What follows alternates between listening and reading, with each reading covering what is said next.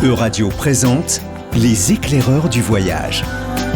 3 minutes d'évasion en Europe et dans le monde, Stéphanie Taupin. Bonjour Stéphanie Taupin. Bonjour Laurence. Vous êtes cofondatrice de l'agence Les éclaireurs du voyage et aujourd'hui vous nous emmenez voir ce qui se passe au Mexique. Tout à fait Laurence, avec une double célébration en ce 28 août, la fête des personnes âgées et la foire de Tijuana. Et les deux ne sont pas forcément incompatibles. Alors honneur aux anciens, racontez-nous ce que c'est que cette fête des personnes âgées. Eh bien Laurence, c'est une tradition assez récente et tout est parti de la radio.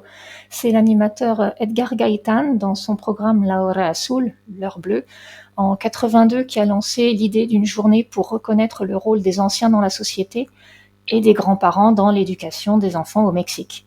Alors aujourd'hui, ce n'est pas un jour férié en soi, mais une journée spéciale où on prend un peu plus soin des abuelitos, des grands-parents. On mange un gâteau avec eux, on va au parc en fin d'après-midi, des petits moments simples qui traduisent l'importance de la famille au Mexique, où les générations sont encore très liées. Et vous avez mentionné, Stéphanie, la foire de Tijuana. Qu'est-ce qui s'y passe ? Alors la Feria Nacional de Tijuana commence ce 28 août et va durer jusqu'au 28 septembre.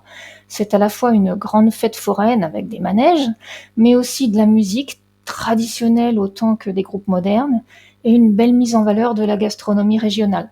Oui, j'ai oublié de vous mentionner qu'on est là à la frontière avec les États-Unis en Baja California. Alors entre cuivre, accordéon, pétard, Tijuana va vivre un esprit festif pendant tout le mois et les familles vont s'y croiser, toutes générations confondues. Et en dehors de cette foire, que peut-on visiter à Tijuana ? Alors Tijuana en elle-même n'a pas d'intérêt particulier.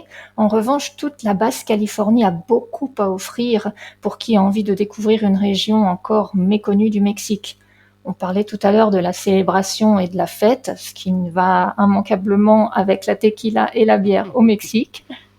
Mais si je vous emmène à une centaine de kilomètres juste au sud, dans la vallée de Guadalupe, c'est une autre tradition qu'on y découvre, le vignoble mexicain.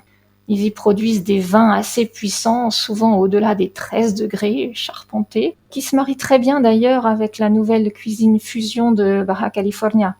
La Bajamed, comme ils l'appellent, allie avec bonheur la gastronomie traditionnelle de Baja California et des influences plus douces venues d'Europe et de Méditerranée, d'où le nom Bajamed. Et puis vers le sud, on découvre une région désertique avec des cactus, des petits villages pittoresques aux rues colorées et des plages. Et Stéphanie Taupin, un coup de cœur particulier à nous recommander ? Ah, c'est difficile Laurence, je vous en donne deux. Ah oui. D'abord, la baie de Balandra, tout au sud de la Basse-Californie. Vous y trouvez des plages de sable blanc en forme de lune, les unes après les autres, des eaux cristallines qui tranchent véritablement avec un paysage très aride. Et puis dès octobre, c'est l'arrivée des requins-baleines. Et mon second coup de cœur, situé juste de l'autre côté de la mer de Cortés, avec la Barranca del Cobre. C'est une région de montagnes et de canyons profonds, absolument magnifique. Je vous conseille d'ailleurs de la traverser en train, les points de vue sont simplement à couper le souffle. Et puis on est là au Chihuahua, terre natale d'Edgar Gaitán, dont nous parlions tout à l'heure. La boucle est bouclée. Merci beaucoup Stéphanie Taupin. Je rappelle que vous êtes la cofondatrice de l'agence Les éclaireurs du voyage. À bientôt Laurence. Euradio vous a présenté Les éclaireurs du voyage. À retrouver sur les sites web et réseaux sociaux d'Euradio.